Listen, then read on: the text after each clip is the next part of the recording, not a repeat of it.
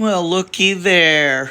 Our little area is on YouTube for the coming solar eclipse.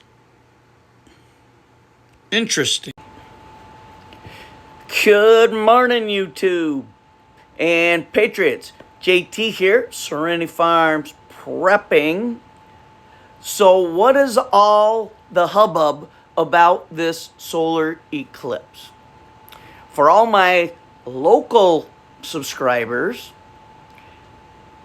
you saw that first 10 seconds where our area was listed, shown at the beginning of another video I was watching, put out by a very popular YouTuber in the Patriot movement, David Nino Rodriguez.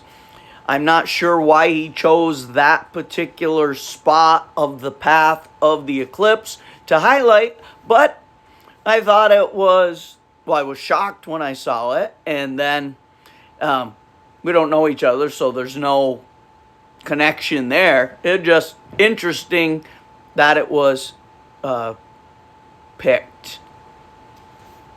So it's coming. That's all we hear about. April 8th. Oh my God. The little hotels in the cesspool city next to me are 95% capacity. People are traveling all over the place to get themselves in the path of any town, Nivea.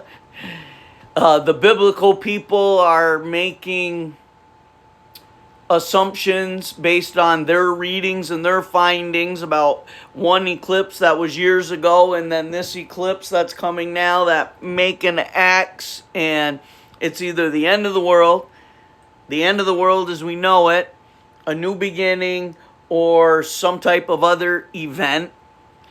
But the government regime and the fake news media have inserted themselves very deeply into this. And never in my lifetime, and I've been alive for a few eclipses, never in my lifetime have they put out warnings and preparation lists to the masses. Now, as we know, the deep state, the New World Order, the regime, their warped, sick, evil, incestuous, treasonous, corrupt mindset, they have to warn us about what they're going to do to us. Now, they don't come right out and say, tomorrow at 10 o'clock, we're doing a false flag to set up World War III, and we're going to blame it on somebody else. No. They make movies.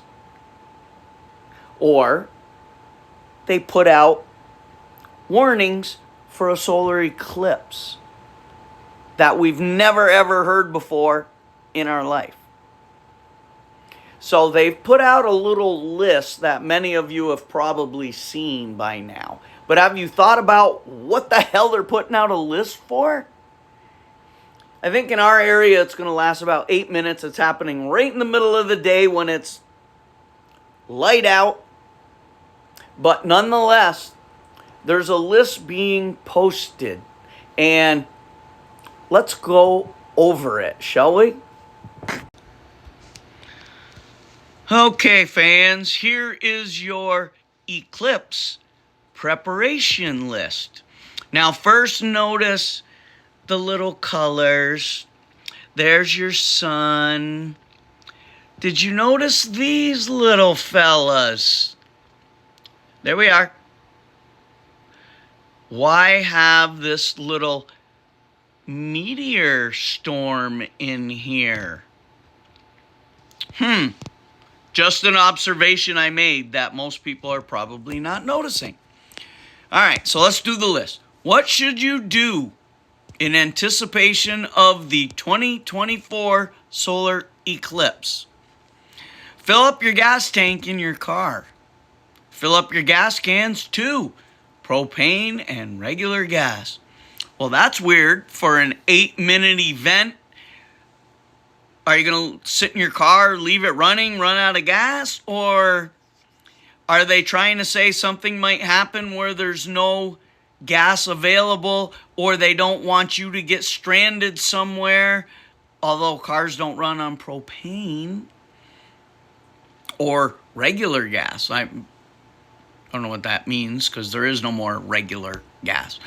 But pick up groceries and pet food for at least a week. They've since made that 2 weeks. Strange. Refill prescriptions to get you through. Through what? Think, people. This one's really weird. See your doctor before 4/4 or after 4/8. Why? So, are they saying make an appointment to go see a doctor even though you don't feel ill before or after those dates? What is that about? Cancel an appointment if you have one on the 5th, 6th, 7th, 8th, 4th. What? Why? Get a battery-powered radio. So if you have a plug-in radio, does that mean the power's going out? It's a solar eclipse, not a CME or an EMP or what? Have batteries on hand. Well, if they want you to have a battery-powered radio and a flashlight, which is also optimal, you'd need batteries, wouldn't you? Prepare for phone service disruptions. We've already had that a couple times this year. Those were supposedly caused by hackers and a bad computer programmer type guy. Their excuse this time is that so many people are going to be using their cell phones all at the same time during the eclipse that it may cause service disruptions. Really? Or everything is going to go down during this. They're going to use the eclipse as an excuse, and a couple hours later, everything comes back up. But what was done somewhere or installed into the system while everyone was distracted? Have candles and matches on hand. Grab bottled water just in case, because there's not enough little plastic pieces in there. We need you to drink more. But why wouldn't your water work? Only if there's no electric. Put a large bag of ice in your freezer, because if the power goes out, your freezer doesn't work. So the ice might last about 3 hours, but so would the ice cubes already in your freezer. What are you going to need ice for a solar eclipse that you didn't need it before the solar eclipse? Mixed drink to watch the solar eclipse? Eye protection is necessary. Welder's glasses work. All right. Not everybody's got those. Now they say that right before, leading up to, and right after an eclipse are the dangerous time, and during the totality of it, you're fine to take them off and look.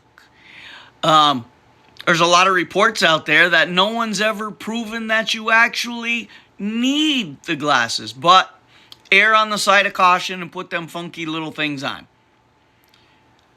If you plan to travel, get a map, because GPS will be down. Your car will work, but the GPS signal won't, because satellites aren't working, because Starlink's being installed. What is going on? They're throwing hints. Never before in the history of mankind while we've been alive have they given us warnings for an eclipse. Enjoy festivities and enjoy family and friends. So you see how they end it with something that will distract you from all the other warnings they just gave you, have you thinking about making it a party. Think, people, think. Now, from what I understand, there are stadiums that are having eclipse viewing parties. We're talking 50, 60, 70,000 people all in one place, not unlike a football or a baseball game, but a perfect place for a distraction, aka false flag, aka anything. People are going to be completely distracted, gazing starward, although there'll be no stars in the sky because it's in the middle of the day. Now, something, I'm not going to say something nefarious, but if it's by the regime who's giving warnings, then it's nefarious. I don't trust anyone, and you shouldn't either. Now, I'm not saying don't go out and view it. I'm going to be sitting on my gazebo deck, drinking a beer, wearing those corny glasses, right here in my little compound, all my stuff all around me, my gas cans, my propane, my other stuff, everything's always full. Now, if something does happen, and I believe something will, not earth-shattering, something nefarious, I believe something, there's going to be select power outages because something is being done either to the grid, the internet, the satellite systems, one of those type things. And they need this window of time to do it. Because they can knock out satellite or grid or cell phone for me way up in northern New York when the eclipse is only passing through Eagle Pass, Texas, and then Nivea. And even as it starts crossing the sun, they can knock out everything everywhere and blame it on something celestial. And everyone will just go, yup, I get it. You get it. You get it. You don't get squat. Never in the history of our lives has this happened with all these warnings. Yeah, coronal mass ejections, that's not during a solar eclipse. It's just the sun giving off bursts. A damn squirrel can knock out an entire city when their tail and their teeth ground each other out and you got fried squirrel. Come on, folks. Think. All I'm saying is have a whole lot of situational awareness. Wherever you're going to watch this, if you're traveling, have a little plan formed in your mind about, okay, if we get somewhere and for some reason we can't get back, for whatever reason it is, what are our options? You might not be able to contact anybody to exercise some options, so have an option to your option to your option. I'm not saying throw your bicycles in the back of the car when you're driving where you're going because you might be pedaling those back. No. My recommendations would be for everyone to stop losing their minds and stay home and just watch it from the comfort of their decks or their lawns. If you don't live in an area where it's going to be in totalitariety, oh well, you missed it. There's going to be another one in another couple years, they say. Maybe that's you, if we make it that far. Just think, nothing is ever what it seems. That's all I'm saying. I pray to God nothing happens. I have 8 minutes of nothing, and that's it. Maybe they want everybody to stock up for this when this isn't what they're talking about. Maybe a week or 2 or 3 later, they do something, but everyone's stocked up because they told them to do it for this, where they wouldn't do it under any circumstances. You know what I mean? They've got everyone gaga over a solar eclipse. So they put out this list of everything that you should do in preparation for an eclipse, knowing full well nothing's going to happen during this eclipse. 2-3 weeks down the road, they got something planned. They don't want to scare everybody. So using this, people will be like, oh, yeah, it makes sense. No, it doesn't. But you think it does. So you go and get prepared. And now, 2-3 weeks, a month later, maybe they know something's going to happen that they can't control. And either way, the masses could be prepared for a 2-week shutdown or something. And they didn't actually have to tell you what was coming. 1, they might not know. 2, they know if they can't tell you directly what they want to do to you. Although half of you wouldn't listen anyway. Just pay attention. That's all I got. JT, signing out.